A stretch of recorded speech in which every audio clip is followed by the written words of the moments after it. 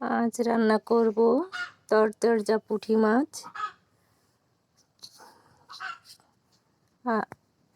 পুঁটি মাছগুলো আমি সরিষা তেল দিয়ে ভেজে নিব।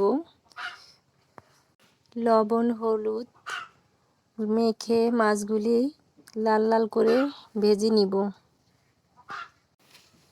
পুঁটি মাছ ভাজা খেতে কিন্তু অনেক মজা। তো আমরা দুইভাবে পুঁটি মাছ ভাজি।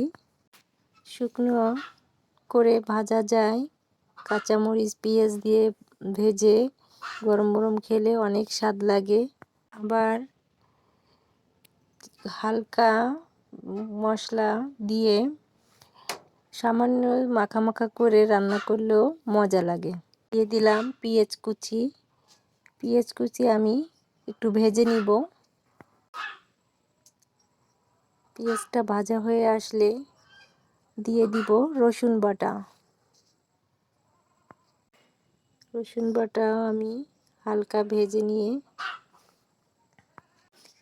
সামান্য পানি দিয়ে দিব।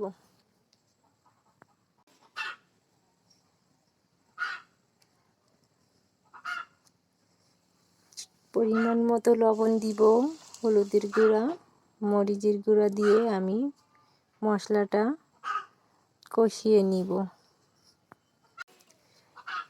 এবারে আমি সাদা তেল দিয়েছি। সাদা তেলটা দিয়ে আমি মশলাটা ভালোভাবে কষিয়ে নিব।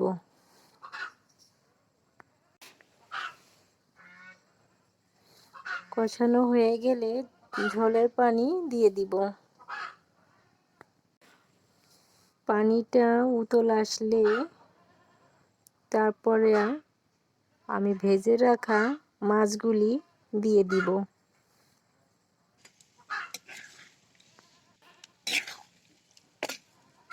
নেড়ে চেড়ে নিব। নেড়ে চেড়ে ভালোভাবে ঢেকে দিব।